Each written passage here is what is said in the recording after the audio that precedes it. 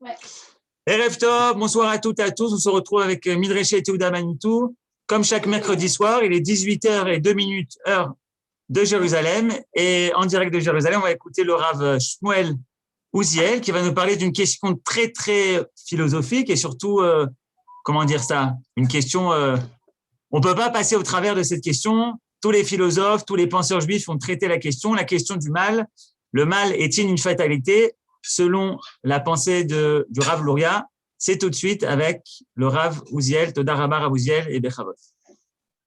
Erev Tov à tout le monde. Effectivement, aujourd'hui, on va essayer de parler du mal et de essayer de découvrir est-ce que vraiment c'est une fatalité ou bien est-ce qu'on peut imaginer quelque chose qui serait autre du point de vue du mal, c'est-à-dire est-ce que ça ne serait peut-être pas une fatalité, mais quelque chose qu'on serait capable de pouvoir dire comme ça, éliminer. Mais avant de rentrer dans cette question, on va d'abord essayer de voir comment le Rav Luria va l'aborder.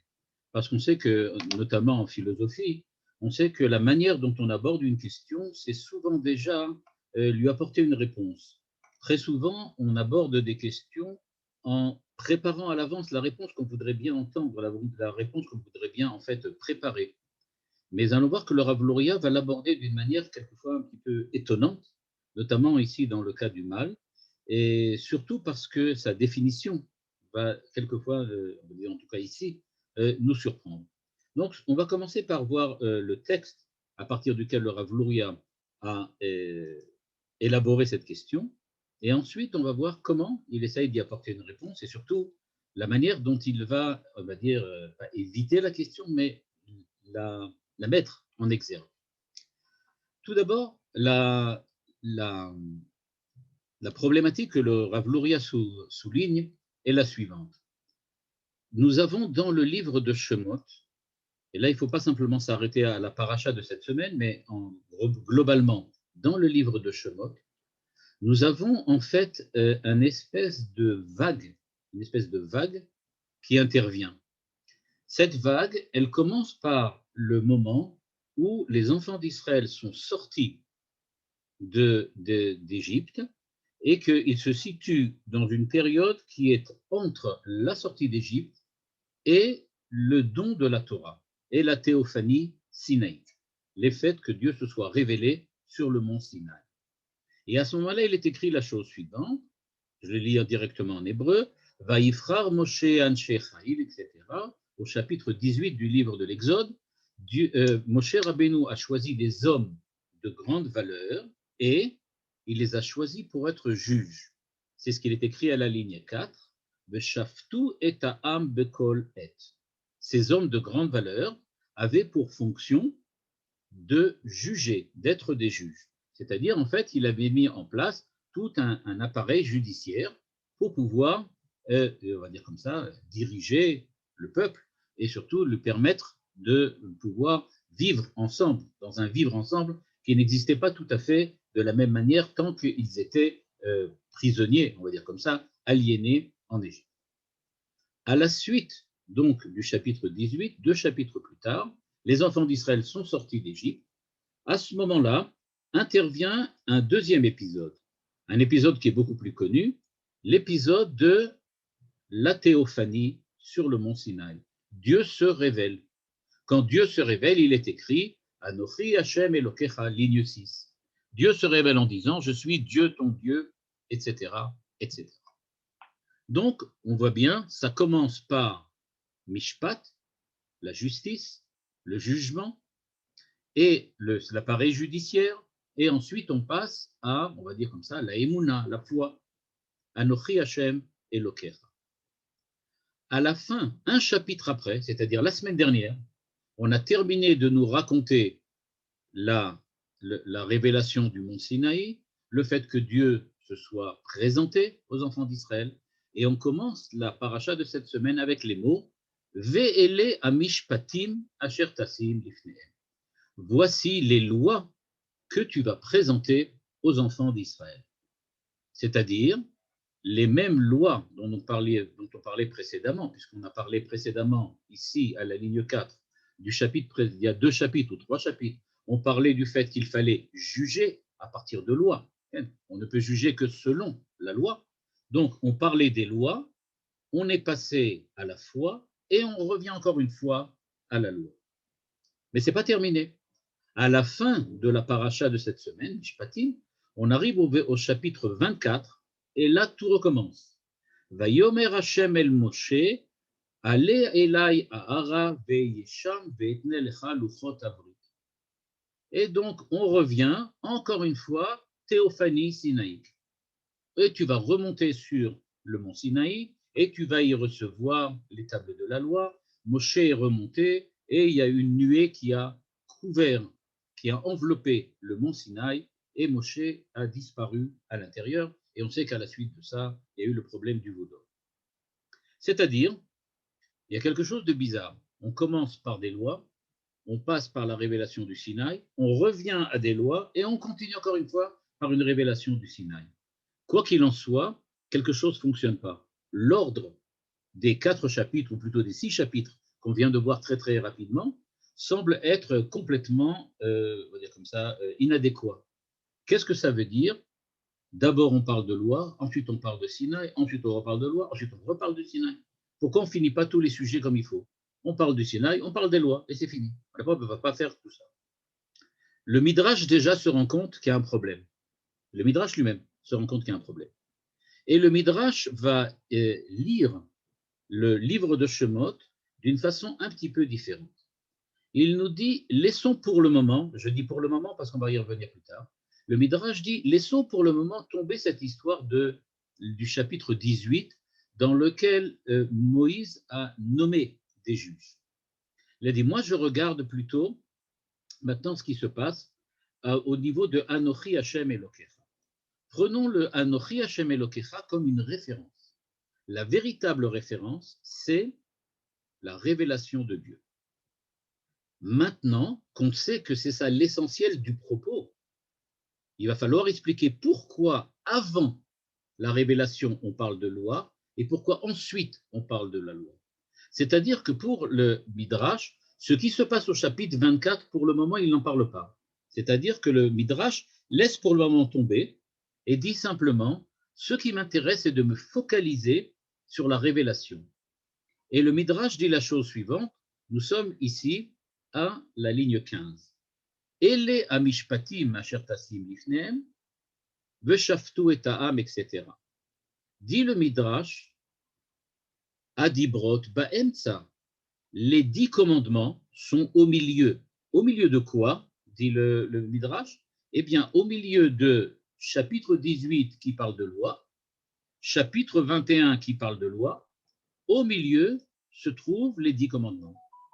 Donc, le Midrash lit le livre de Shemot comme on commence par une espèce d'introduction qui parle de loi, on arrive à l'essentiel, révélation sinaïque, et puis après ça, on reparle encore des lois. Mais l'essentiel, c'était de parler, de dire ce qui s'est passé au mont Sinaï. Et le Midrash donne une très très belle image. Il dit, et ça ressemble en fait, c'est à l'image, Matronita, une femme importante, c'est-à-dire une noble, quelqu'un de noble, à l'image donc d'une femme noble qui, quand elle se déplace, elle a une armée devant elle pour la protéger et une armée derrière elle pour la protéger. Elle marche avec une escorte devant, une escorte derrière. Et donc l'essentiel, la femme noble, ce sont les 10 commandements. Les 10 commandements sont comme une femme noble qui a besoin d'être escortée devant, derrière, comme il se doit, quand elle se déplace. Et donc devant, elle a les lois et derrière, elle a les lois. Et elle est au milieu. C'est-à-dire, nous dit le Midrash, qu'il faut lire le livre de Shemot pas comme une vague loi, on va dire comme ça, justice, révélation, justice, révélation. Il ne faut pas du tout lire ça comme une vague, mais il faut lire révélation qui est précédée et suivie par la justice. Mais l'essentiel, c'est la révélation. La justice, avant, après, ok, c'est juste là pour l'accompagner. Ce n'est qu'une escorte. Ce n'est pas ça le but. Ce n'est pas ça l'essentiel. L'essentiel de la révélation, c'est les 10 commandements. Ce qui se passe autour, c'est juste là pour escorter, pour accompagner. Mais c'est, on va dire comme ça, deuxième ligue. Ce n'est pas la même chose.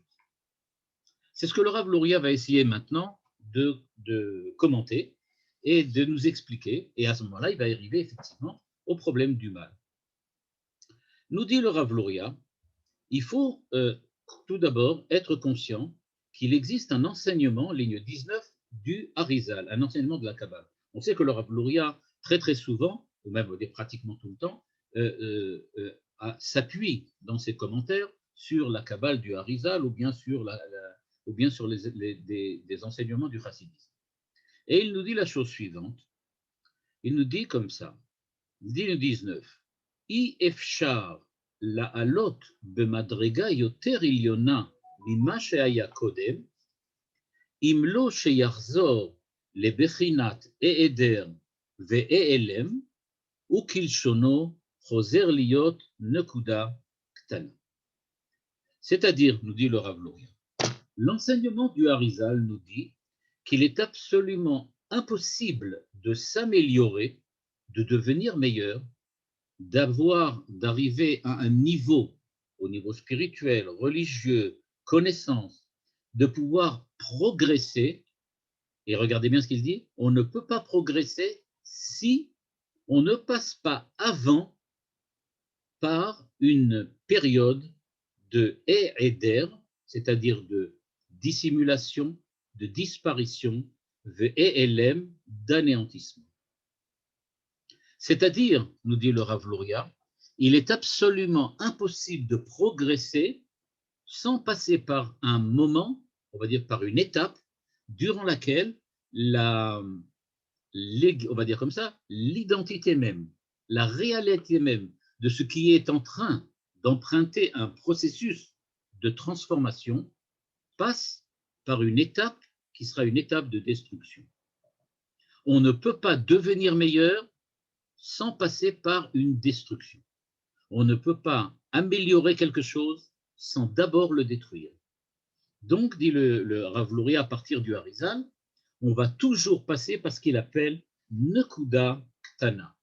Il y a quelque chose de construit, imaginez un dessin, imaginez un texte, donc il y a quelque chose de construit, il y a quelque chose de déjà plus ou moins terminé, on veut l'améliorer, il va falloir tout effacer, ne laisser qu'un seul petit point, et à partir de ce petit point, tout recommencer. On ne peut pas améliorer si on ne détruit pas tout, sauf un petit point, pas complètement tout. Il doit rester quelque chose. Et donc, maintenant, il va falloir donc comprendre de quoi il s'agit. On voit déjà apparaître, en tout cas, on va se profiler dans le texte que le Rav Luria amène ici, le texte du Harizal, de la Kabbale du Harizal, on voit déjà se profiler l'idée ou la question qu'on avait posée dans le titre de mon intervention ce soir, à savoir, est-ce que c'est une fatalité? Le mal, la destruction, la chute, l'anéantissement, sont-ils une fatalité? La première impression que l'on a à la lecture du Rav Luria à partir du Harizal, c'est que non seulement c'est une fatalité, mais c'est le seul moyen de progresser. On ne peut progresser que grâce à un processus de mal, un processus de destruction, un processus d'anéantissement. Donc, c'est a priori l'idée que le Rav Luria semble soutenir ici. On va continuer, on va voir comment il va l'expliciter maintenant. Et il nous dit, Kol Madrega, c'est ce qui est en bleu ici à la ligne 21. Kol Madrega baruchaniyut ena begeder osafa shel or ala madrega kodemet ela zo bechina acheret legamre. Et là, on arrive vraiment à l'idée fondamentale, l'idée, on va dire comme ça, le principe de la pensée du Rav Luria, qui maintenant nous dit en fait quelle est la raison d'être de ce processus destructif nécessaire à toute évolution. Il nous dit le processus est destructif. Pourquoi? Parce que pour pouvoir faire quelque chose de plus élevé, quelque chose qui soit meilleur, quelque chose qui soit, on va dire comme ça, un progrès, il n'y a de progrès, dit le Rav Luria, que s'il y a création d'une nouvelle situation, d'un nouvel être, d'une nouvelle identité. On ne progresse pas en passant d'un état à un autre que si les deux états sont complètement différents. Améliorer, dit le Rav Luria, ce n'est pas prendre ce qui existe et le rendre meilleur, c'est prendre ce qui existe et n'en rien laisser pratiquement pour pouvoir faire quelque chose de complètement différent. En fait, dit le Rav Luria, on doit construire sur les cendres de ce qu'il y avait avant. On ne progresse pas dans le sens de la continuité. On progresse dans le sens de ce qu'on appelle le discontinu, c'est-à-dire qu'on ne passe pas d'un point à un autre par une ligne qui lierait les deux points, mais on passe précisément par un saut, peut-être qu'un peu comme en physique, ce qu'on appelle un saut quantique, dans lequel il n'y a pas de rapport direct entre la valeur qu'on avait en bas et la valeur qu'on avait en haut, mais il y a une véritable, on va dire comme ça, disparition de la première identité et création absolue d'une nouvelle identité. Ce qui veut dire que l'idée du Rav Luria nous entraîne sur un chemin qui semble complètement différent de ce qu'on a l'habitude d'abord.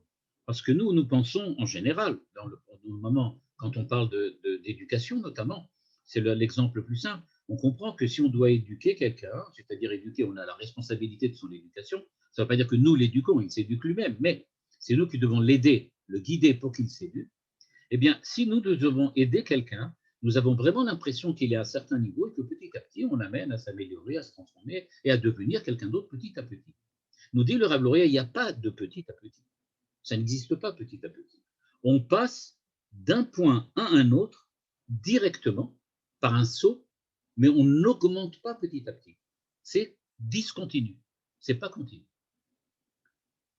C'est-à-dire, et je lis maintenant la suite de la phrase, ligne 22, Velachen, dit-il, Lo shayach la alot le madrega eliona, tu ne peux pas devenir meilleur, imlo be'elem aor shaya mikodem legamre. Si tu n'obscurcis pas complètement, tu ne fais pas disparaître complètement tout ce qui faisait la valeur lumineuse de ce que tu étais avant. Et c'est à ce moment-là,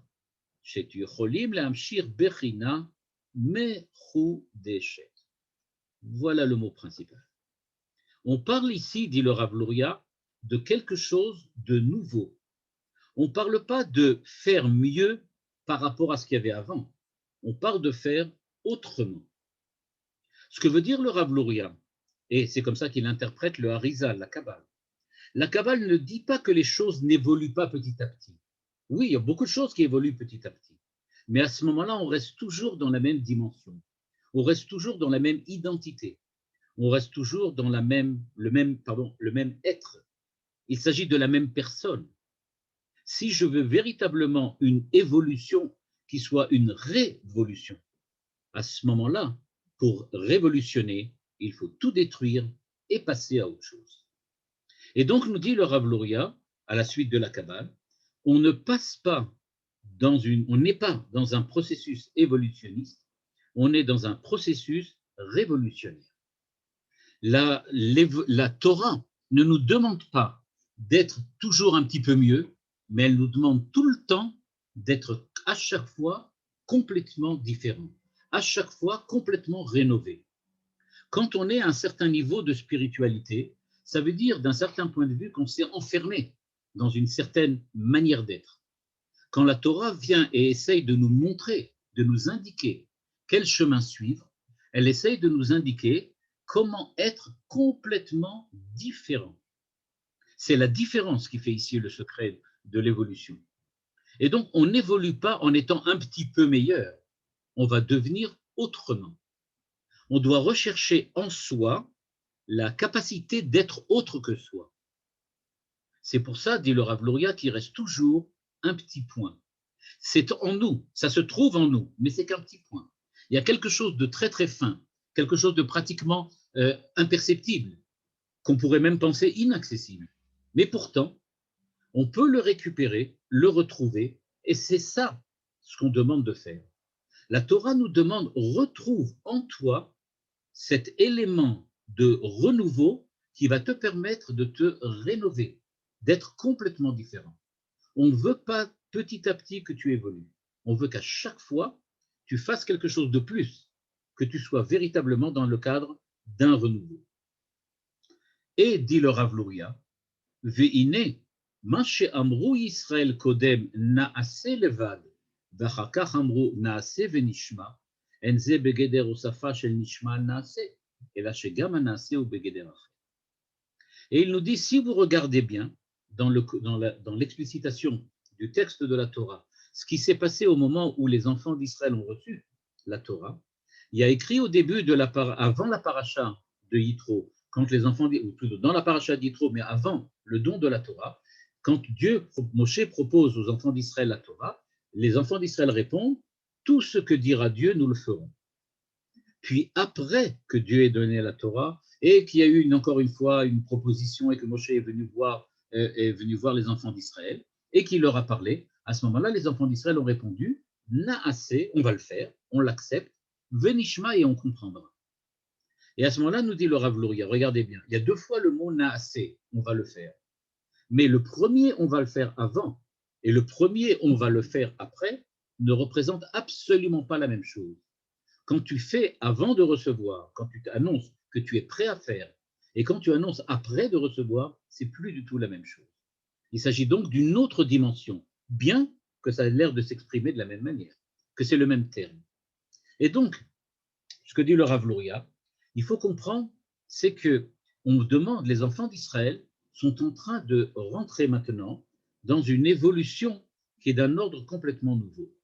Il ne s'agit plus, comme précédemment, d'être des êtres d'exception comme Abraham, Yitzhak, Yaakov, qui ont atteint une certaine perfection et qui, on va dire de cette manière-là, petit à petit, ont appris à canaliser ce qu'ils avaient de point de vue de leur perfection, qui ont appris à canaliser leur qualité morale, leur qualité spirituelle et métaphysique, leur connaissance, et qui sont devenus des êtres meilleurs. Il dit non, les enfants d'Israël, en recevant la Torah, sont entrés dans un processus dans lequel ce qu'on leur demande, c'est à chaque fois d'être rénové, à chaque fois d'être nouveau. On ne veut pas que demain soit la suite améliorée d'aujourd'hui, mais on veut que demain soit un jour complètement différent d'aujourd'hui, mais situé au-delà, au-dessus. C'est le schéma que nous propose le Rav Luria. De ce point de vue, nous dit-il, on va pouvoir comprendre un certain nombre de choses.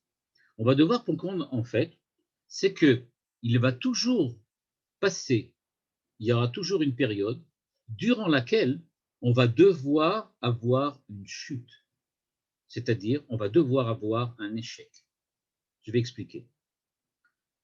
Quand on dit qu'il a fallu passer par les lois ou quand il y a eu la révélation de la Torah, en fait, les vagues qu'on a vues apparaître dans le livre de Shemot, dans lequel il y avait un système judiciaire, une révélation, un système judiciaire, une révélation. Les 2 révélations ne sont pas équivalentes et les 2 systèmes judiciaires non plus ne sont pas équivalents. En fait, nous dit le Rav Luria, ça ne se ressemble pas du tout.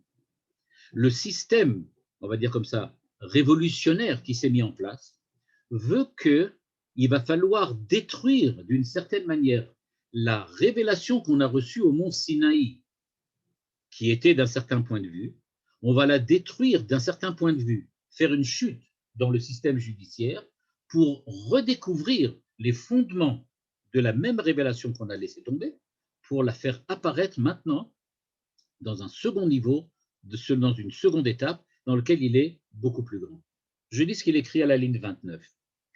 Af seder akatnut sheba achare agadlut, le rétrécissement qui vient après la grandeur, eno bebrinat nefila, c'est pas une chute, une perte, un mal en tant que tel, mais ze derech ha'aliyah.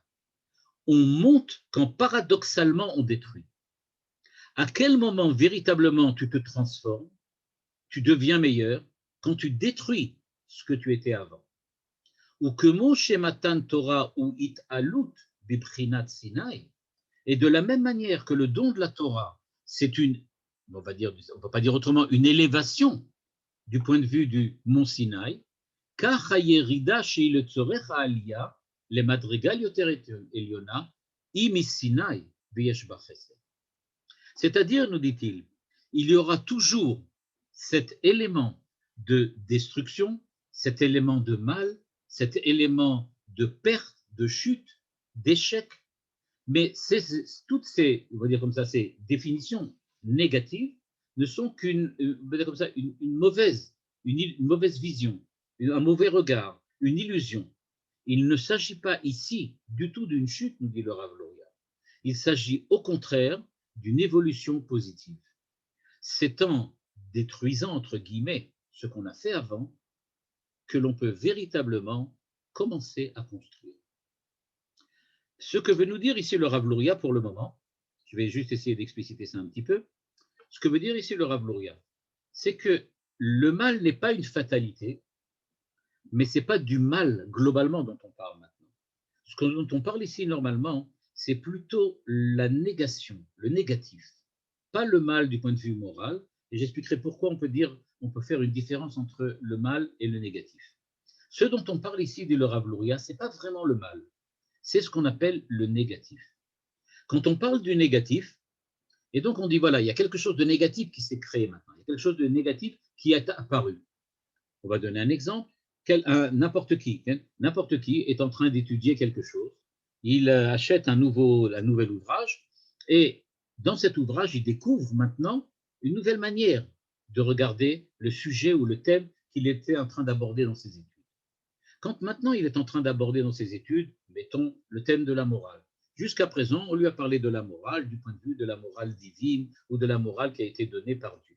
Et brusquement, il découvre un ouvrage qui va parler maintenant de ce qu'on appelle la morale naturelle, celle qui serait infuse en chacun d'entre nous par le fait même que nous sommes des hommes et en société. Quoi qu'il en soit de la manière dont on veut expliciter ce que c'est que la morale ou l'éthique, on voit bien que ces deux méthodes, deux manières de concevoir la morale complètement différentes et quasiment contradictoires. Et donc, que va-t-il se passer?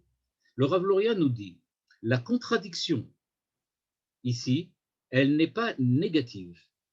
Elle est peut-être négative parce qu'elle contredit, mais elle n'est pas négative parce qu'elle est, on va dire comme ça, elle est une étape nécessaire dans le processus de la transformation de l'identité de celui qui est en train d'étudier ce qu'est l'essence de la morale. Pour pouvoir véritablement comprendre ce qu'est la morale, il faut avoir été convaincu que la morale est d'origine divine, tout en étant convaincu que la morale est aussi d'origine humaine, par exemple, et d'origine autonome de la pensée humaine, voire Kant. Mais c'est quand on est passé par les deux étapes, dont l'une est contradictoire de l'autre, c'est-à-dire qu'une a détruit la présence de l'autre, qu'on peut véritablement comprendre et l'une et l'autre, c'est-à-dire être à un niveau supérieur. Il y a donc besoin, dit le Rav Luria, de passer par la négation. Et cette négation, elle est précisément l'évolution. On ne passe, dit le Rav Luria, on évolue, on ne se transforme que si on remet en cause ce qu'on a fait avant. Il ne s'agit pas de remettre complètement et définitivement en cause. C'est pour ça qu'il dit qu'il reste toujours un point. Il y a quelque chose qu'il faut conserver. On est obligé de faire passer d'un état à un autre quelque chose de minimum, peut-être même d'imperceptible. Mais c'est nécessaire pour ne pas complètement partir à la dérive, pour ne pas complètement se perdre. Mais il va falloir, dans les grandes lignes, remettre en cause tout ce qu'on a fait avant. Donc, si on considère maintenant l'idée que le Rav Luria veut nous montrer, on voit déjà se profiler encore une fois l'idée qu'il est nécessaire de passer par un échec, par une chute. Il est nécessaire. Celui qui n'a pas d'échec, celui qui réussit tout le temps, celui qui pense qu'il faut tout le temps réussir, non seulement n'a aucune chance d'évoluer, mais surtout, il n'a aucune chance de pouvoir garder, préserver ce qu'il a jusqu'à présent. On ne peut pas même préserver la valeur de ce qu'on a si on n'est pas prêt à l'échec. L'échec, ce n'est pas une situation dans laquelle on perd. L'échec, c'est la seule possibilité pour nous de gagner. Si on n'a pas perdu, on n'a aucune chance de pouvoir gagner. Je dis même, bien qu'il ne le dise pas ici, en tout cas de manière claire, on ne peut même pas non plus garder ce qu'on a. On est obligé de passer par une situation d'échec. Parce que dans l'échec, il y a quelque chose qu'on ne pourra jamais trouver dans la réussite. c'est le fait de savoir que on ne peut sortir de la réussite que si on échoue. Parce que dans la réussite, dans le succès, il y a un problème de fond. Le problème du succès, c'est le fait qu'on est enfermé globalement dans le succès. À partir du moment où on est arrivé à un succès quelconque, à une réussite quelconque, eh bien, on a certainement, on peut dire de cette façon-là, on a certainement une certaine façon d'être aliéné. C'est-à-dire que si j'arrive à, comme ça, à une conclusion heureuse d'un projet que j'ai envisagé, eh bien, ça veut dire que de ce point de vue-là, la conclusion heureuse à laquelle je suis arrivé est en fait une certaine forme d'aliénation dans lequel je suis, d'une part, complètement pris dans mon ouvrage, dans mon œuvre, et d'autre part, je ne suis pas capable de reconnaître la finitude et les limites qui sont réelles et présentes dans l'œuvre que j'ai accomplie. Ce que le Rav Luria souligne ici, il disait, c'est de dire que si on regarde bien, les échecs relatifs ou partiels de quelque chose ne sont pas véritablement des échecs. C'est quelque chose qui nous aide. Mais il y a quelque chose qu'il ne faut pas oublier, c'est que l'échec le plus absolu qu'on peut avoir, c'est celui de croire qu'on a réussi. Et donc, la réussite est une fatalité. Ce n'est pas l'échec, ce n'est pas le mal, c'est le contraire. C'est le bien qui est une fatalité, nous dit le Rav Luria. Quand tu es persuadé d'avoir réussi, à ce moment-là, je reprends l'expression que Manitou utilisait très souvent en tant que boutade, mais qui était vraie. Il disait, il y a le tzaddik gamour. Qu'est-ce qu'un tzaddik gamour? C'est un tzaddik qui est parfait.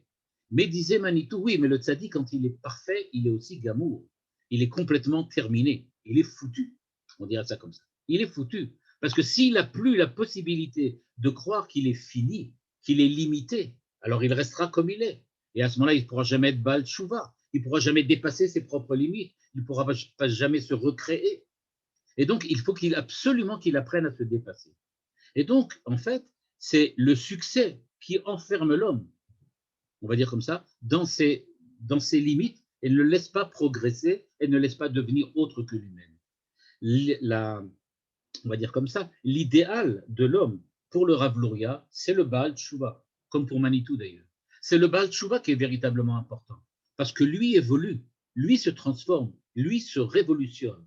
Par contre, celui qui réussit tout le temps, le tzaddik qui est vraiment un tzaddik gamour, eh bien, quand il est gamour, il n'y a plus aucun espoir. Il est complètement terminé.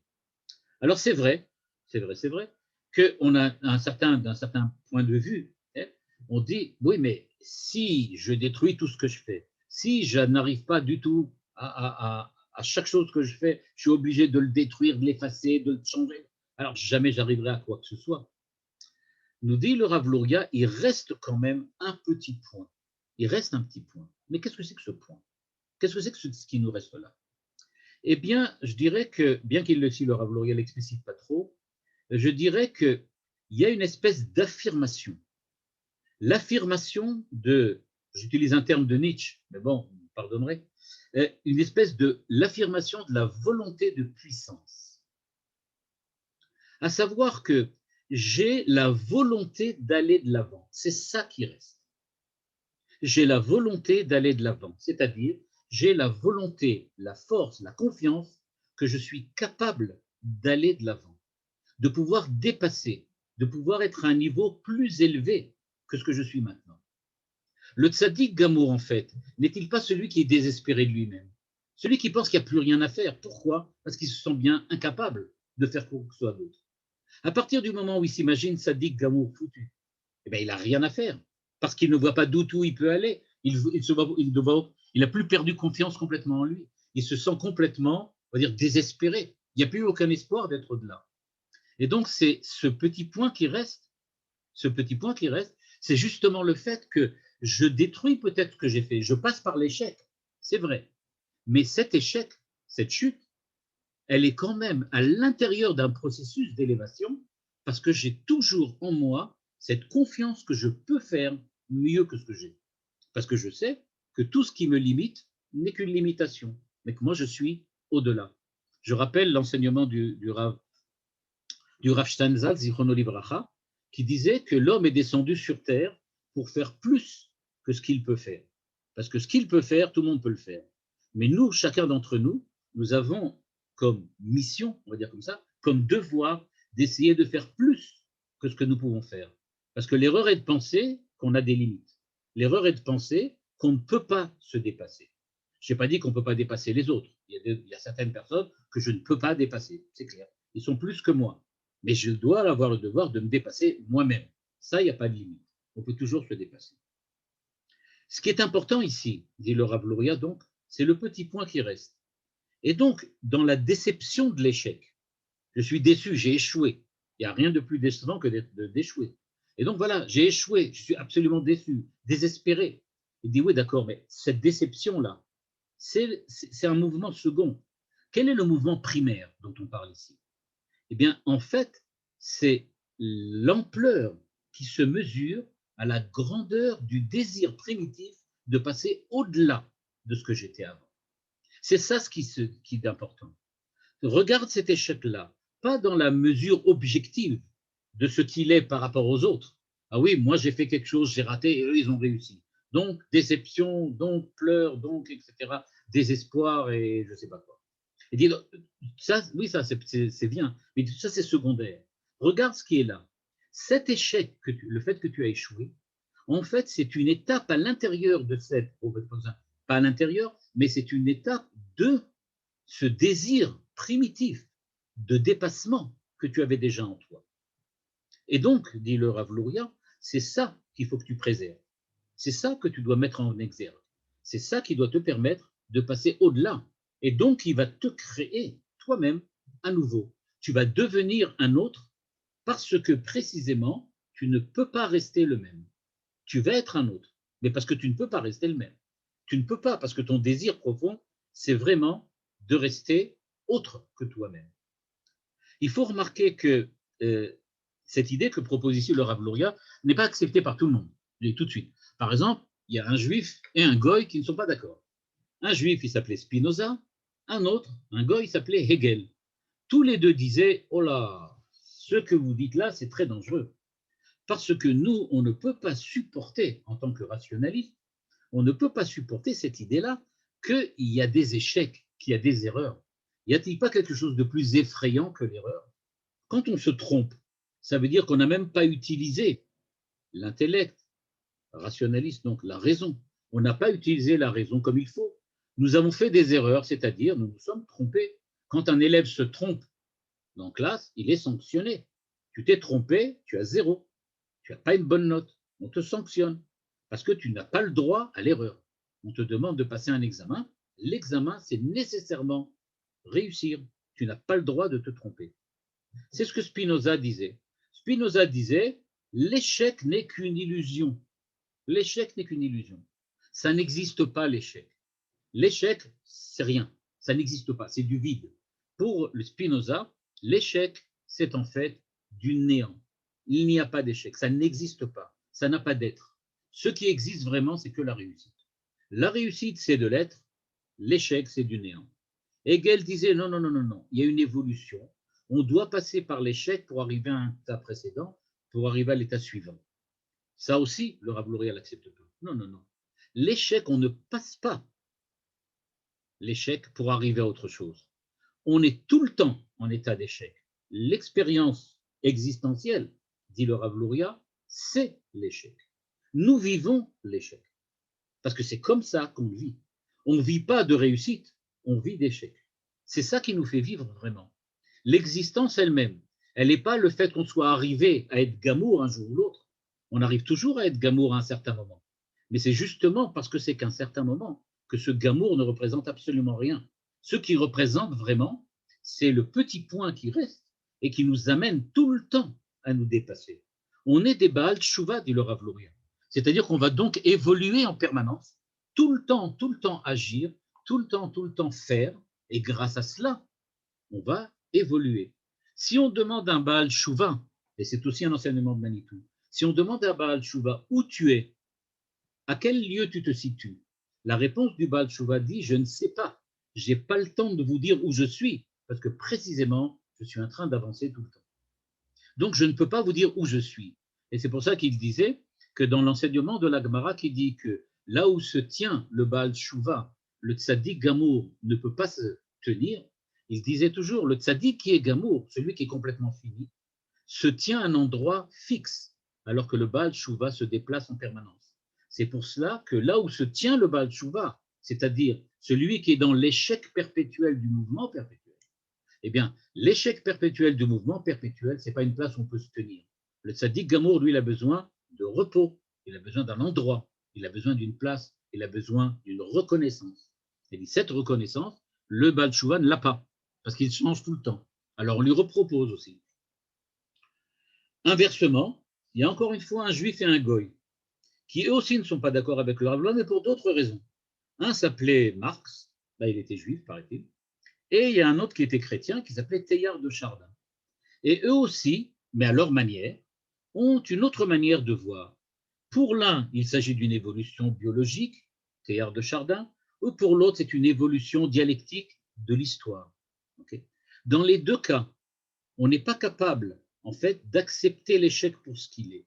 C'est-à-dire que ce soit Spinoza ou Hegel, que ce soit Marx ou Teilhard de Chardin, en fait, pour tous, ce qu'ils veulent, c'est que, en fait, l'histoire n'est réussie que parce que je suis incapable de relativiser ou d'accepter les échecs. Je veux que ça soit une réussite en fin de compte.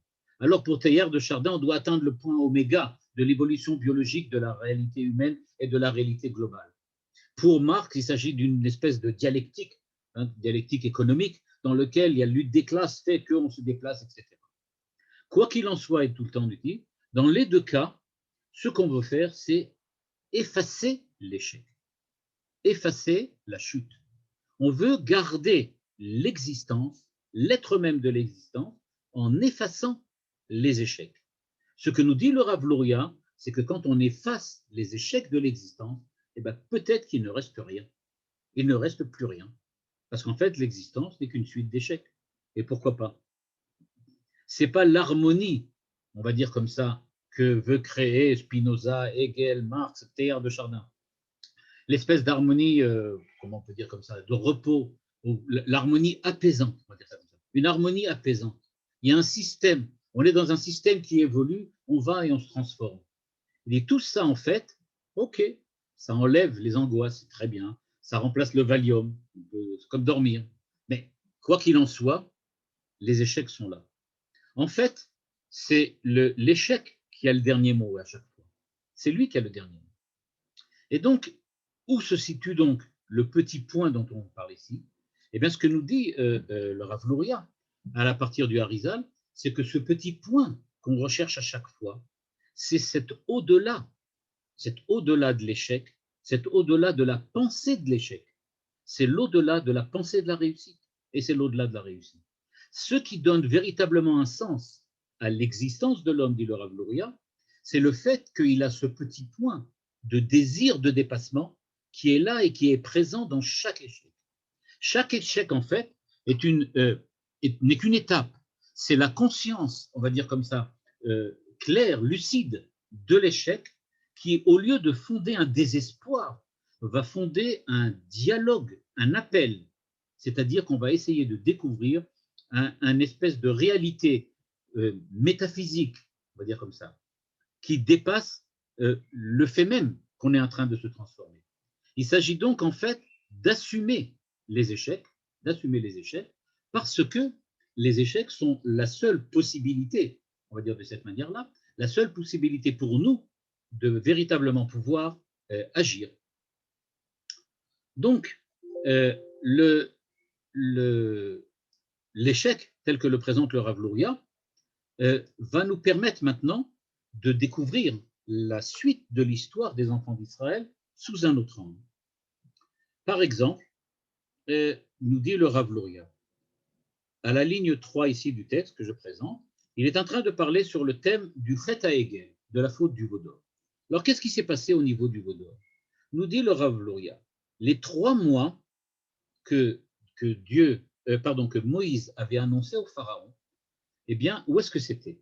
Il nous dit, si on regarde de la sortie d'Égypte et qu'on calcule 3 mois depuis la sortie d'Égypte pour savoir jusqu'à où on arrive, parce qu'il est écrit dans le verset qu'au bout de 3 mois, les enfants d'Israël vont recevoir la Torah. Or, dit le Rav Luria, il ne faut quand même pas se tromper. Quand on regarde de la sortie d'Égypte jusqu'à Shavuot, il n'y a pas 3 mois. Il y a beaucoup moins. Il n'y a que 7 semaines. 7 semaines, c'est 1 mois et demi. Un peu plus. Il n'y a pas 3 mois. Or, Dieu a bien dit qu'ils allaient recevoir la Torah au bout de 3 mois. C'est-à-dire, dit le Rav Luria, si on fait le compte, depuis la sortie d'Égypte, je considère 3 mois, tu tombes sur le 17 Tammuz, plus ou moins. C'est-à-dire le moment où les enfants d'Israël ont reçu les tables de la loi, les secondes tables de la loi, et donc, c'est-à-dire après la faute du veau d'or. Donc, dit le Rav Luria, ça veut donc dire que quand Dieu parle de donner la Torah aux enfants d'Israël, il ne parle pas du 6 Sivan, il parle de la Torah qui a été donnée après la chute, l'échec de la faute. Ça, c'est la vraie Torah.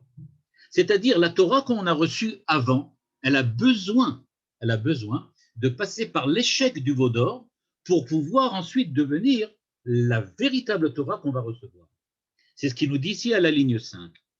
Que dès la Guia, la Brina et l'Ionazo, pour arriver à ce niveau-là, qui est véritablement le don de la Torah en tant que tel, Tsarich Yerida Vekatnut Sheni. Il va falloir passer par une seconde chute par rapport à ce qu'il y avait avant, évidemment, en sortie d'Égypte. Il va falloir passer par un échec, c'est-à-dire les Achen Achar Matan Torah Ne'ela Maor Sheir Lahem. Ils ont perdu l'élévation spirituelle qu'ils ont obtenue grâce au mont Sinaï, le don de la Torah, le 6 Sivan, Shavuot. Ils ont perdu Shavuot, mais Shelo Evinu, Sheza Derech Lalot B'Madriga Yoter Yona, Lachen Chashvu Sheze Nefila, Ve'elem Ve'giwat Kedeas Yataï. C'est-à-dire, ce qu'ils n'ont pas compris, c'est qu'il fallait passer par une chute après le don de la Torah. C'est dire, par exemple, attendre la disparition de Moshe, etc. Donc, en fait, ils en sont arrivés à la faute du veau d'or. La faute du veau d'or n'était que leur incompréhension du fait qu'il fallait passer par un échec.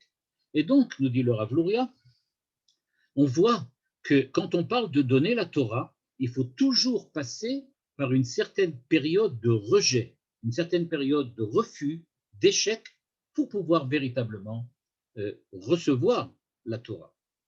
D'un certain point de vue, on peut peut-être le voir d'une manière beaucoup plus simple. D'une manière beaucoup plus simple, quand on parle, par exemple, de la description de quelqu'un qui étudie.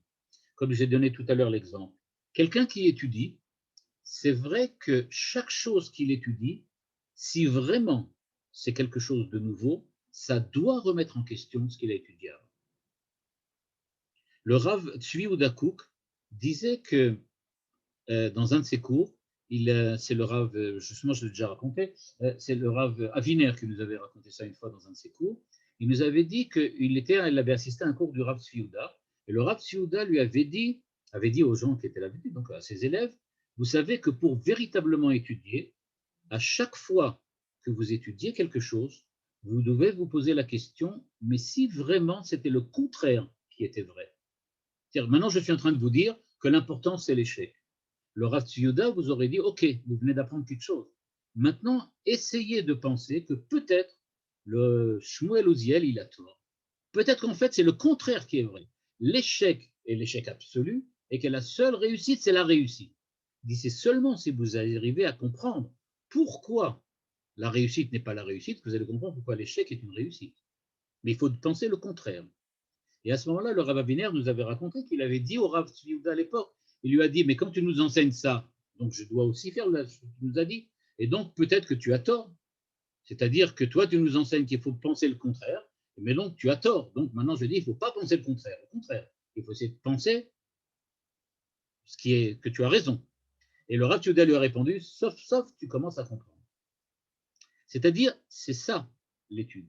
L'étude, dit le Rav Tzvi Yehuda, c'est quand tu, d'une manière, on va dire quasi automatique, tu remets en question ce qu'on te dit. Parce que tu remets en question, il y a une chute, il y a un échec, c'est vrai. Je ne comprends pas puisque je remets en question. mais c'est le seul moyen de comprendre. Ça ne veut pas dire que tu vas accepter ce qu'on t'a dit, mais ça veut dire que quand tu auras remis en question ce que tu accepteras de ce qu'on t'a dit, c'est certainement pas ce que tu as entendu la première fois. Et c'est ça qui est important, c'est que tu as découvert un nouvel enseignement, pas celui qu'on t'a donné, mais celui que tu as découvert par le fait que tu t'es mis en état d'opposition. Le Rav Luria, donc, dans cette première optique, le Rav Luria nous dit donc qu'il y a une espèce de continuité, donc on va dire comme ça, une espèce de continuité qui se situe dans le désir d'essayer d'avancer et que ce désir d'avancer amène à remettre en question. Il propose aussi une autre méthode qu'on ne verra pas suffisamment longuement maintenant, mais dont je vais juste donner en tout cas les points, des points de repère pour essayer de comprendre.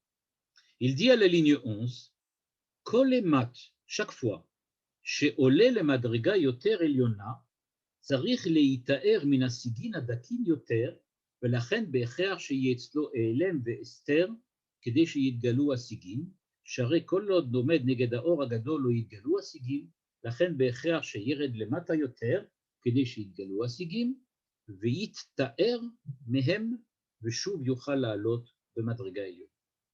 Dans cette deuxième optique, il nous explique en quoi l'échec est important. Il nous dit que quand on fait une première lecture, ou quand on assiste à un cours et qu'on entend pour la première fois, on a une espèce d'éblouissement. C'est-à-dire, on est ébloui par l'idée nouvelle qu'on vient d'entendre, par l'idée nouvelle qu'on vient de connaître ou de reconnaître. Et donc, quand on est dans un état pareil, on n'est pas capable de voir en quoi on a déformé cette idée qu'on vient d'apprendre. En fait, dit le Rav Luria, on n'est jamais complètement objectif, complètement ouvert. On n'est jamais dans un état de réception absolue. On est toujours dans un certain état dans lequel on va admettre quelque chose pour lequel on n'adhère pas complètement. Il y a toujours un refus qui est là au moment où on étudie. Ce refus qui nous, on va dire comme ça, qui nous accompagne en permanence, vient du fait que, et là je ne rentre pas dans les détails qui sont dans la suite du texte, vient du fait que, en fait, on a un refus d'accepter que quelqu'un nous dise quelque chose de nouveau. On ne veut pas changer. En fait, je ne veux pas me transformer. Le petit point dont on parlait tout à l'heure et qui était le renouveau permanent, le désir de renouveau, le désir d'aller de l'au-delà, okay, on l'oublie pour le moment. Ce qui reste là en l'homme, le petit point qui reste, ce n'est pas quelque chose de positif, c'est au contraire négatif. C'est le fait que tout ce que je reçois, je le déforme pour qu'il ne remette pas en cause. Tout ce que j'accepte, tout ce que je reçois, tout ce qui m'arrive, je le reprends et je refuse de lui donner véritablement sa place. Je veux lui imposer d'être ce que moi, je veux décider qu'il soit. C'est ce fait-là, dit le Rav Luria, qui veut qu'il va falloir passer dans une position d'échec. L'échec, ça va être la manière de ne pas accepter ce que j'ai reçu, parce qu'il faut d'abord que je repousse, on va dire d'une certaine façon, je repousse la luminosité trop grande de ce que je viens d'apprendre pour pouvoir déjà repérer chez moi ce qui fait que je ne l'accepterai pas en fin de compte. Ce que dit le Rav Luria, c'est une espèce de thérapie. La thérapie ici, elle n'est pas d'effacer, on va dire comme ça, le mal tout de suite, parce qu'on ne le voit pas. Il faut d'abord bien savoir qui tu es pour essayer de découvrir pourquoi tu n'es pas autrement que ce que tu es. Mais pour pouvoir découvrir qui je suis, dit le Rav Luria, il faut faire un petit peu comme une méthode psychanalytique, on va dire de cette façon-là, dans lequel il y a une recherche permanente de savoir ce qui fait ce que je suis et ce qui me pousse à être ce qui je suis et ce qui me fait admettre ou refuser telle ou telle chose. Mais ça, je ne peux vraiment le faire que si j'enlève tout ce que j'ai rajouté, tout ce que je me suis rajouté. Il faut que j'essaie de redécouvrir qui je suis en dessous, toute cette espèce de carapace que je me suis mis par-dessus. Cette carapace, c'est toutes les choses qu'on m'a apportées. Et il dit notamment, quand on est dans un état dans lequel on veut se rénover, on veut passer à autre chose, il faut d'abord que tu comprennes ce qui en toi t'empêche d'accepter d'être autrement. Il y a en toi des forces, il y a en toi une certaine puissance qui veut que tu te changes, mais il y a aussi quelque chose qui veut que tu restes. d'essayer de la découvrir. Il dit, c'est ça l'échec. L'échec dans une évolution, c'est le fait, le désir, dit le Rav Luria, d'éliminer ce que j'ai reçu, ce que j'ai appris, pour pouvoir redécouvrir en moi ce qui m'empêche véritablement d'apprendre. Donc d'abord, je refuse. Il y a un échec. Ensuite, je peux commencer à évoluer. C'est pour ça, dit-il, que ça rapporte à l'otalé al-misbéri, c'est-à-dire que tu ne peux pas passer ailleurs si tu fais des grands pas, si tu sautes des étapes. Quoi qu'il en soit, donc, le Rav Luria nous dit, est-ce que le mal est une fatalité? Ici, on ne parle pas vraiment du mal, le mal du monde. Si, dont on parle ici, c'est le mal qui est en nous. Dans la deuxième interprétation, ce qu'il appelle les sigim, c'est le mal qui est en nous. Il faut véritablement échouer à être autrement pour pouvoir découvrir qui on est. Parce qu'il n'y a rien de plus grave, dit le Rav Luria, que de faire passer dans un état que l'on croit être nouveau les séquelles de ce qu'on avait déjà avant, les scories déjà qu'on avait déjà avant. On ne peut pas évoluer si on garde le mal qu'on avait déjà en soi. Il faut l'éliminer. Et ça, on ne peut le faire que si vraiment on enlève tout ce qu'on a reçu. Et c'est ce qu'on appelle l'échec. L'échec, c'est j'essaye de faire quelque chose, ça ne marche pas. Alors je suis désespéré. Nous dit le Rav Luria, sois pas désespéré. Si tu as échoué, c'est que tu avais en toi quelque chose qui n'a pas été en harmonie avec ce que tu voulais faire, quelque chose qui n'était pas compatible avec le mouvement que tu avais entamé. C'est donc qu'il y a quelque chose de mal en toi. C'est ça que tu vas pouvoir découvrir maintenant. L'échec te fait découvrir le mal. Il est pratiquement imperceptible, mais tu vas le découvrir. Dans la première optique, il nous dit l'échec, c'est la seule possibilité d'évoluer. Parce que ce qui est véritablement important, ce n'est pas l'état vers lequel tu arrives, mais le processus de transformation que tu dois préserver malgré la réussite, malgré le fait que tu as évolué, que tu sois toujours dans un état dans lequel, là où tu es, tu cherches à être ailleurs. Voilà. Si vous avez des remarques ou des questions, eh bien, Merci c'est plus ou beaucoup. moins le moment. Toda Rabba Ravouziel. Beaucoup de questions, beaucoup de remarques que j'ai dans la tête. Je vais dire Oui. 2 ou 3 remarques et vous poser une question et puis après, je laisserai les participants. Ce que vous avez parlé du renouveau, ça m'a beaucoup fait parler au tzrok, au rire. On dit que les kabbalistes ont le sens de l'humour et surtout, ils aiment rigoler. Tzrok, c'est sortir de cette réalité, de cette loi, de quelque chose qui est fermé et justement de se renouveler sans arrêt. Un autre point important, vous avez parlé de Kabbalat Torah. On dit également que dans cette génération-là, on reçoit finalement une 3e fois la Torah. Il y a eu la première fois avant le Vaudor, la 2e fois après, et la 3e fois, on le sait, lorsque le renouveau du sionisme, il y a un petit peu le mythe du nouveau juif, du Yehudi Achadash, qui va enlever sa kippa d'une certaine manière pour redécouvrir la Torah d'une 3e façon, un 3e don. Si j'ai bien compris, le Rav Luria donc se met dans la lignée du Harizal et également du Maharal de Prague. Vous confirmez? Là, non. Eder, Kodem la Havaya. J'infirme pas, j'infirme. Ok, laissez-le. J'arrive à ma question. Est-ce que la Tid Lavo, on va encore avoir ce besoin, cette nécessité du mal? Moi, d'après ce que j'ai étudié du Rav Kook, j'ai l'impression que non. Mais quel est votre avis? Alors voilà, moi je vais donner l'avis du Rabbi Moshe Chaim Luzzatto, le Ramchal, qui dit que dans le Olam Haba, je ne parle pas des temps messianiques, parce que les temps messianiques c'est bientôt, on dit toujours que ça va bientôt arriver. Quoique, il y a une définition qui dit, justement, je vais l'amener après la définition sur le temps messianique. Mais au niveau du Olam Haba, il y a le Rav Chaim Moshe Luzzatto qui dit la chose suivante. Il dit que dans le Olam Haba, il y a une évolution permanente de l'homme en tant qu'homme. C'est-à-dire qu'il donne l'exemple, là-bas il donne la définition de l'homme tel que lui la comprend, c'est-à-dire le corps et l'âme. Il dit, puisqu'on est dans le Olam Haba, l'âme devient beaucoup plus forte, donc le corps est moins limitatif par rapport à l'âme, donc l'âme peut s'élever. Et à ce moment-là, elle peut permettre au corps d'être encore moins limitatif, et après, elle peut encore s'élever. Et donc, il dit qu'il n'y aura jamais de l'arrêt du petit point dont parlait le Rav Luria. Ce petit point qui passe à chaque fois, après chaque échec, en fait, il dit, dans le Olam Haba, l'âme échoue en permanence. C'est pour ça qu'elle évolue en permanence. Elle va tout le temps évoluer. L'âme évolue en permanence dans le Olam Haba. C'est pour ça que ça me ramène à cette idée que les temps messianiques On dit qu'est-ce que c'est que le Mashiach? Le Mashiach, c'est celui qui va venir pour vous permettre de rentrer dans un monde nouveau. Il y a une définition très personnelle, on va dire comme ça, d'un des maîtres et un des grands maîtres de la Chassidoute Chabad, qui s'appelle le Rashab, Rav Shalom Dovber, et qui disait la chose suivante: le Messie, c'est celui qu'on attendra toujours. Il ne peut pas arriver, on ne peut que l'attendre. Parce que ce qui est véritablement important dans l'attente du Messie, ce n'est pas qu'il arrive, mais c'est qu'on l'attende. C'est-à-dire qu'il y a une évolution en permanence. Donc quand on vous dit les temps messianiques sont arrivés, oui, les temps messianiques sont arrivés si on est dans un processus de transformation permanente. À ce moment-là, c'est ça les temps messianiques. Ce n'est pas qu'on est arrivé à un état de paix dans lequel on va sortir dans la rue et on va voir, je ne sais pas, Yasser Arafat venir nous embrasser les pieds. Ça, ce n'est pas le Messie. Ça c'est un tzaddik gamoun. Pour que ça soit vraiment le Messie, il faut qu'il y ait une évolution permanente et de Yasser Arafat et de nous, sans rentrer dans des conditions politiques. Enfin, vous avez cité le sionisme, alors je me suis permis. Okay, je reformule ma question et après, je laisse la parole aux autres.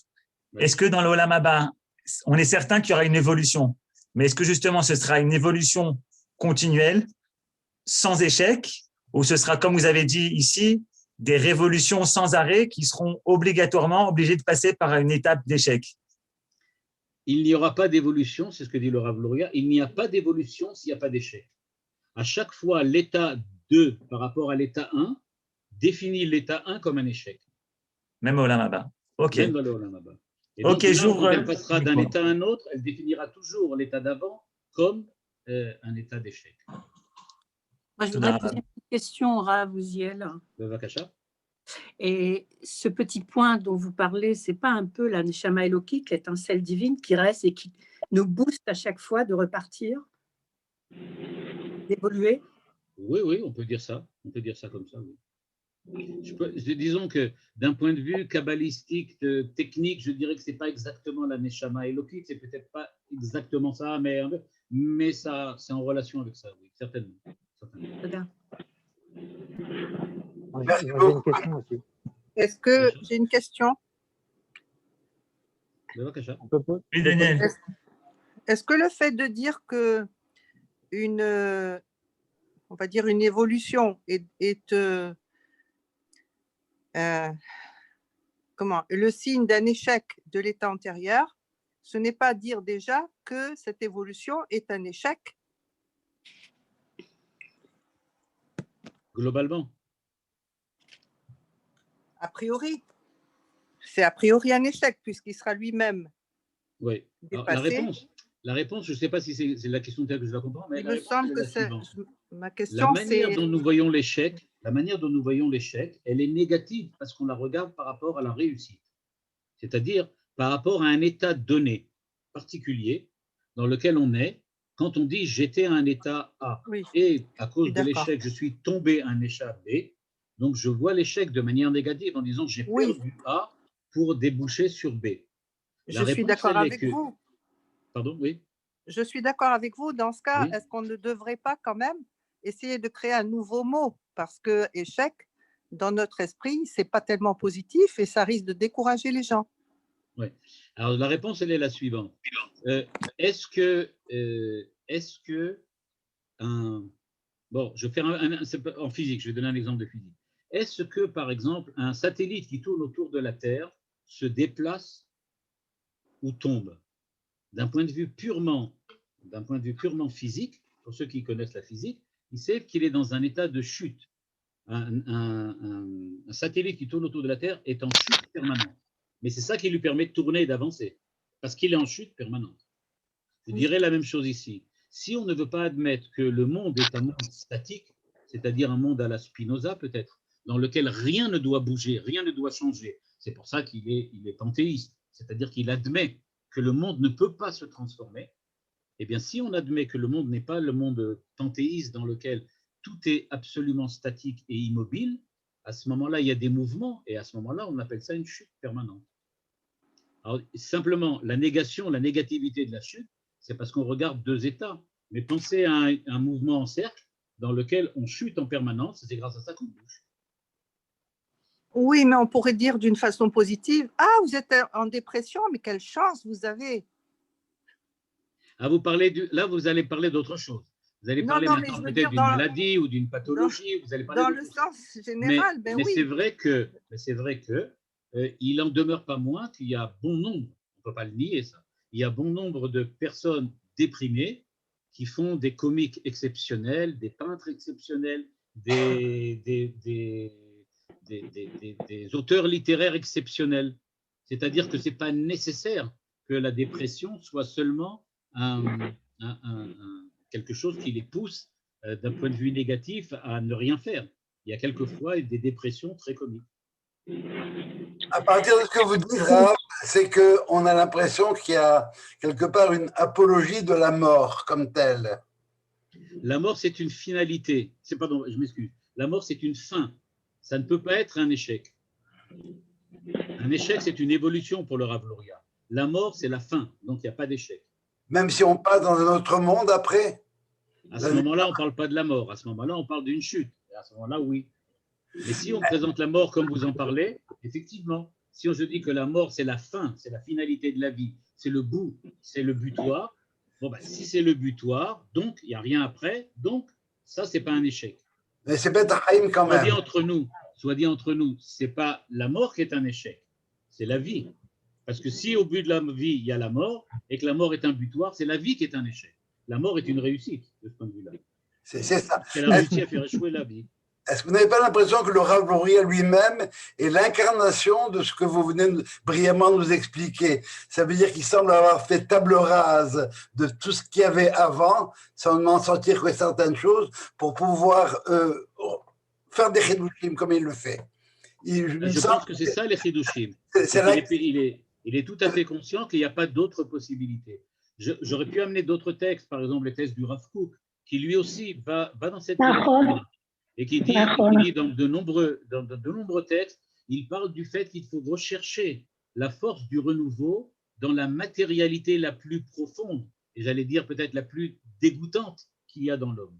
Pas parce que dans l'homme, il y a des choses dégoûtantes qui sont bonnes, mais c'est parce qu'il faut rechercher quelquefois la positivité cachée dans l'échec le plus absolu. C'est ça qui nous donne la force de continuer d'être dépassé.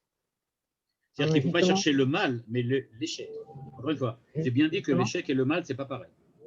Justement, par rapport à cette question, Rav, j'ai une question là. Est-ce que vous dites que l'échec, en fait, doit conduire à un changement radical? Mais justement, est-ce que ce n'est pas un peu dangereux, justement, de dire qu'il faut faire tabula rasa? Parce que, justement, beaucoup d'intellectuels juifs ont pensé ça, justement, de faire œuvre totalement de nouveauté en dehors du passé. Et le judaïsme nous enseigne quand même qu'on ne peut pas sortir du passé, on est obligé de revivre tout le temps notre passé, justement. Il me semble que le Rav Luria dit que la Torah et le judaïsme demandent d'être en mouvement permanent, pas d'arriver à un endroit particulier.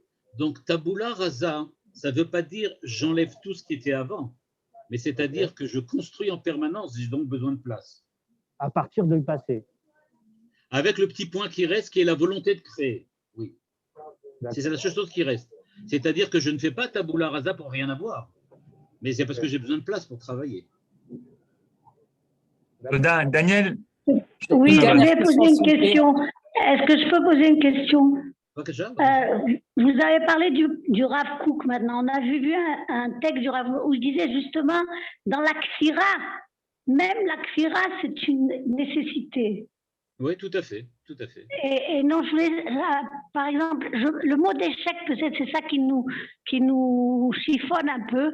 Moi, est-ce qu'on ne pourrait pas dire comme pour le Chet Adam Arishon, Manitou disait, on ne doit pas dire Chet, on doit dire une nécessité. Bon, alors, vous avez posé la question avec Manitou. Manitou dit, il parle de chute, et bon, mais là, ça serait vraiment un cours particulier. Il parle de la chute. Et quand il parle de la chute, il parle toujours en rapport entre Avraham et Adam Arishon. Il dit que c'est vrai que la nécessité de la faute de Adam Arishon, c'est pas dans le fait qu'il a fait une faute particulière, mais c'est dans le fait que Baruch Hashem, il a fauté. C'est ça ce que ça veut dire. C'est ce que dit Manitou. C'est-à-dire, Baruch Hashem qu'il a fauté. Parce que s'il n'avait pas fauté, on ne serait pas dans le processus d'évolution dans lequel on serait. Est-ce que ça ne veut pas dire qu'il n'y aurait pas dû avoir une autre sorte de processus? C'est possible, mais maintenant on est dans celui-là. Est-ce que je peux vous poser une question, s'il vous plaît? Bonsoir, Rav. Je voudrais revenir sur l'image que vous avez donnée sur le satellite qui est en rotation et vous avez parlé de chute permanente. Je n'ai pas très bien compris cette notion de chute. Qu'est-ce que vous contenez dans le mot chute? Est-ce que pour vous, la chute, c'est comme je fais tomber un stylo et qui tombe au sol, ou ça signifie pour vous autre chose? J'ai pas très bien compris. C'est-à-dire que si vous regardez la décomposition, des forces sur un satellite qui tourne autour de la Terre, c'est la force d'attraction qui fait qu'il tourne. C'est-à-dire, c'est sous l'accélération, on va dire comme ça, l'accélération, comment ça s'appelle en français? Vers le centre. Centripète. Centripète. Centripète. Voilà. Donc, c'est l'accélération centripète qui fait qu'il peut se permettre de tourner tout le temps. Le fait qu'il avait évidemment une vitesse au départ. On est obligé d'avoir une vitesse initiale. Mais, donc, c'est cette accélération centripète. Cette accélération centripète lui est donnée grâce à l'attraction. C'est donc bien la chute qui le fait tourner. Il chute permanent. C'est le mot chute qui me dérange dans le raisonnement. C'est bien pour ça que je l'ai utilisé. Parce que, comme ce que vous avez dit, c'est une direction centripète, certes, mais il n'y a pas de mouvement vers l'intérieur. Donc, il n'y a pas forcément. C'est justement pour ça que je l'ai utilisé, pour bien dire qu'on peut très bien avoir un mouvement qui est un mouvement circulatoire, un mouvement de cercle, donc qui tourne, un mouvement de rotation, et que ce mouvement de rotation est provoqué par une chute. C'est-à-dire, on a l'impression que ça n'a pas de rapport, mais en fait, non. Il tombe tout le temps. Il est tout le temps. Brigitte. Moi, ce qui me gêne, c'est le titre. Quel rapport avec le mal dans tout ce que vous avez dit? C'est pour ça que j'ai dit que je ne parlais pas ici du mal en tant que le mal globalement, le mal métaphysique, mais j'ai dit ici que le Rav Luria va aborder la question sous l'angle, pas du mal métaphysique, mais du mal, c'est-à-dire de l'échec et de la chute qui est nécessaire pour l'évolution. Vous voulez parler de souffrance plutôt? De souffrance? Pardon? J'ai pas entendu. Vous voulez parler peut-être plutôt de souffrance au plan individuel? Oui, alors la souffrance est un mal. C'est pour ça que je l'ai présenté comme ça dans le titre. C'est pour ça. Après, il faut que le titre il attire un petit peu aussi. Hein. C'est aussi le jeu de l'histoire.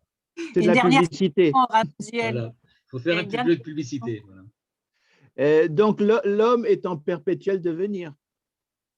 L'homme est en perpétuel devenir, oui, mais je préfère dire l'homme est un perpétuel devenir. D'accord. Je voulais vous demander, ce désir de dépassement, ce n'est pas un petit peu le symbole de la spirale vers le haut, qui est en fait la notion du judaïsme, en fait? C'est la notion, je n'ai pas entendu le mot. Qu'est-ce que vous avez dit? La spirale qui monte vers le haut. La notion de judaïsme. Ah. À partir oui, de on pourrait le dire. Bon, ça demanderait à être explicité et nuancé, mais oui, on peut le dire. Oui. Merci beaucoup, Rav Uziel, pour ce cours très riche et passionnant. Merci beaucoup.